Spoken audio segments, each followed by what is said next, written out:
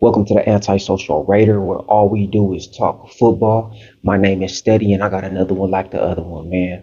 If you have not heard, the Las Vegas Raiders are going to be signing Kirk Cousins to a 5-year deal worth $172 million.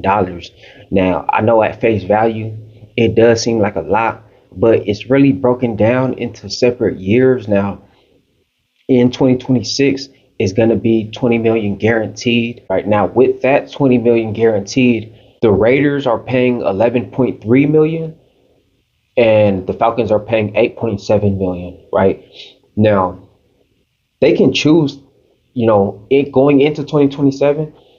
The guaranteed money after that, I believe it becomes guaranteed the third day of the league year, right? So they can do whatever they do before the money becomes guaranteed, and then they won't really be on the hook for that much, right? Now, in 2026, like I said, the Raiders are only paying 11.7 million of the 20 million guaranteed. The Falcons are paying the rest. Out of the 11.3 million, 10 million of that is the signing bonus, right? So that's cash money straight out the pocket. It doesn't account to the cap space. The only amount that accounts to the Raiders cap space for 2026 is 1.3 million, right? Out of the 11.3. That is the best deal that anybody could have ever expected. I think, people that were talking about Kirk Cousins coming to the Raiders, they're making up numbers in their head and him wanting 30 or whatever the case may be. But the fact that he's only accounting for 1.3 to the cap space for 2026, and then they can choose not to continue on with the contract going forward after 2026. That's the best situation, bro. John Spytek is officially the GOAT. He's the best GM in the entire NFL. There's no question about it at all, bro. And I think he's going to continue to prove that in the draft this coming April, or well, in 2 weeks, 3 weeks, right? Now, I've always wanted Kirk Cousins, right? If they were talking about bringing in a veteran to mentor, to start for that one season until, Mendoza gets comfortable in the offense and things like that, my number one guy was Kirk Cousins, right? I still remember when Kirk Cousins initially went to the Falcons in 2024. He was balling, bro. You know what I mean? The only reason why he had a bad season in 2024 is because they drafted Penix, right? Now, it was made known that they did not tell Kirk that they would possibly take a quarterback, right? They did it, and of course, he signed to a 4-year deal, bro, for average annual of 40 million. You know what I mean? So with him being in that situation and then taking a quarterback, like, of course I'm going to feel some type of way. You know what I mean? And then going into the season, you're balling out, bro. Like, people were literally talking about Atlanta being a real contender in 2024 halfway into the season. And then he hurts his shoulder. That injury was on the injury report, right? Sometime, around week 10 or whatever it was. So he wasn't lying about it, but I think that with him feeling sort of insecure about his starting role as a quarterback because they drafted Penix, of course he's going to try to play through the pain. You know what I mean? I think it did come back to bite him in the ass. He should have just said, he should have put the team first and said, my shoulder, I can't play like this. It's better for the team if I just sit and let the rookie play, and then I'll come back in whenever my shoulder's better. I think that eventually came back to hurt him, but nobody can take away from the fact that when he first got to Atlanta, he was balling, bro. That's a fact. That boy, bro, he had the Falcons rolling, bro. So for us to be able to get him now, I do think, and the shoulder injury, it wasn't big. Like, I don't even think he needed surgery, right? So for us to get him now, I think that this is big, man. I think that this gives the Raiders the opportunity to be competitive right away, right? You got Tyler Linderbaum. You add him to the players that we already have on the offensive line. Boom, Kirk Cousins. You got Jalen Nailor. You got Brock Bowers. You got Jack Best. You got Michael Mayer. You got Ashton Jeanty. Hopefully that they sign Najee Harris today. this is the best situation that they could have ever done as far as getting a veteran quarterback right now.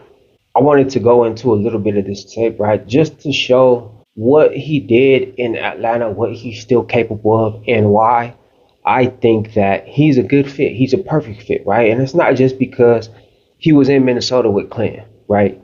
I think that a lot of stuff he's done throughout his career, he fits perfect for this type of offense, man. Now, I got a couple plays that I wanted to show right here. Of course, this is Atlanta. This is 2024. Right here, you got Kirk Cousins in the shotgun formation, bunch formation to the right. And now what Kubiak does a lot is he does a lot of motions right now. You can see this is a very simple motion. Inside guy goes outside. Right now, take a look at the defense, right? They're in pretty much a basic two high safety set. But what they're doing is they're showing man. What this motion does, it's a very simple motion, right? Every motion has its own reasoning, right, of why you're doing the motion, what it's for. This is a very simple motion. It doesn't mess up the formation. You're still pretty much in the bunches set even after he goes to the opposite side. But what it shows is that they're not in man coverage like what they're showing. They're actually in zone because nobody moves even a little bit. You got the safety at top. He drops back a little bit more, but that pretty much exposes their hand, right? So now automatically off the top, he knows that they're in zone, right? Boom, he snaps the ball, opens up to the right. Now what this does is that he doesn't force the safety, but the safety shifts towards the strong side when really they're in a sort of a cover three, right? The corner on the left side is supposed to have deep thirds. The free safety is supposed to have middle thirds. And then the strong safety is supposed to have the other deep third.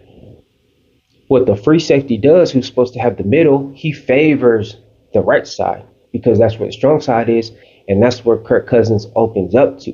Now, what that does is that opens the middle where he's supposed to be defending. And the receiver on the left side, what he does is he runs a post. Now, as you can see, the DB is lined up pretty much in cover one, he's lined up in press coverage.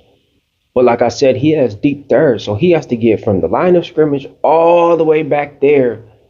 But this receiver that he's lined up over, he's actually running a deep route, right? So not only do you guys have to get to the same area, the DB is facing the total opposite way, right? And you know what they say in the wide receiver room? If we're even, I'm leaving. And that's pretty much what he did, man. He takes off. The quarterback, makes the safety go the opposite way. Wide receiver, boom, hits that post. That's where he gains separation. That middle's open because the safety got out of position because of what, Kirk did. And then, boom, accurate pass. For a quarterback to fit into Kubiak's offense, you have to be able to know. First of all, you have to be able to run the offense with the motions and everything, and then you have to be able to make your pre-snap processing, right? Motioning and doing all that, you're doubling your responsibilities because you have to get everybody in place, right? Do all that, and then you have to motion and then pretty much do everything again, right? Know what you're looking at, what's the defense doing, how they're reacting from the motion, and then make sure, if they have to get reset, then make sure they're reset and then snap the ball on time, right? And then, of course, deliver an accurate pass, exactly what he did, man. So a lot of this, what's going on right here, especially the way that Kubiak schemes his players open, man, this play right here is a good example of why he fits in Kubiak's offense, right? Now, mind you, I didn't just pick, 2-3 plays out of a bunch of horrible plays, man. It was a lot for me to pick through, man. I just didn't want to show a whole bunch, just wanted to show a couple of why I think that this is a good fit, man. So the next play, we got the Falcons playing the Cowboys. As you can see, it's 4th and 3, so it's a gotta have it play. You got an empty backfield, right? You got 3 receivers on the right, you got 2 receivers on the left. Now, as you can see, they're showing, they're showing blitz from both sides right? And they're also showing man coverage. Now, what you can tell right here is that he sees everything. He sees exactly what they're doing. It's kind of obvious, and then he knows where he's gonna go with the ball pre-snap, right? The same skill set that Mendoza had at Indiana, right, or just throughout college. So he sees the pressure both sides. Now, the left side pressure. Obviously, he's going to the right. He's already done made up his mind. As you can see, it's sort of a rub route, right, where you got sort of a natural pick. The inside receiver goes around to the outside, so it's sort of a natural pick. And what he does is he has to, in order to avoid pressure from the left side, you have to sort of fade. You have to sort of fade to the right, but you can't go too much because there's also a man on the right side coming off the edge. But by him seeing, what the coverage is, you got two men on the outside on basically press coverage, and then on the inside, you have the DB offset about 10 yards. Sees the blitz, knows where he wants to go ahead of time, fades to the right, boom, makes a good throw. Very simple, but just the whole processing of knowing what you see, knowing where you have to go, and then getting the job done, man. It's 4th and 3, man. 4th and 3, you're in enemy's territory, man, and you gotta have it, man. Execution, execution, execution, execution, man. Great play, great processing, great throw, great catch. Now this next play, it really isn't a lot going on. In this play, I just wanted to show that, Kirk Cousins is comfortable with working under center, which Klint Kubiak does a lot.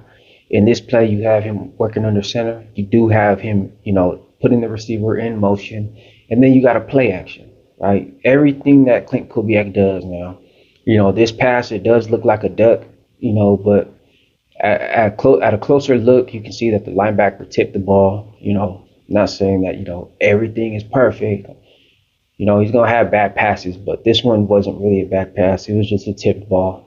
Really just wanted to show Kirk Cousins working from under center, working the motion, working the play action. He did a pretty good job setting his feet in this play, which, not a lot of times he doesn't, which is something I do think he needs to work on. He has a habit of kind of having not really happy feet, but he just doesn't really set his feet before he throws, which it's better if you're throwing from a solid foundation. So to keep this thing going, man, this next play, this is the last play that I'm gonna show, by the way. This next play, I just wanted to show, the timing of the play, the rhythm in which he plays to, and his accuracy. Man, a lot of people they talk about, how Kirk Cousins is washed. He's this old, he this, that. Like, I don't think people understand, man. The quarterback position is probably the only position where you could play well into your 40s and still be elite. Right? All you're doing is throwing a ball. Right? It don't take that much to throw a ball. Quarterback, it's more processing and doing all of that and problem solving than it is like the physical aspect, right? But this next play, you can see they're in the pistol formation, right? You got tight right, twins left. You got the defense. The defense is showing the defense is showing zone, right? It ends up being man coverage with, an extra man coming off the left side. The running back does a good job picking him up. And this is just just a simple crosser, right?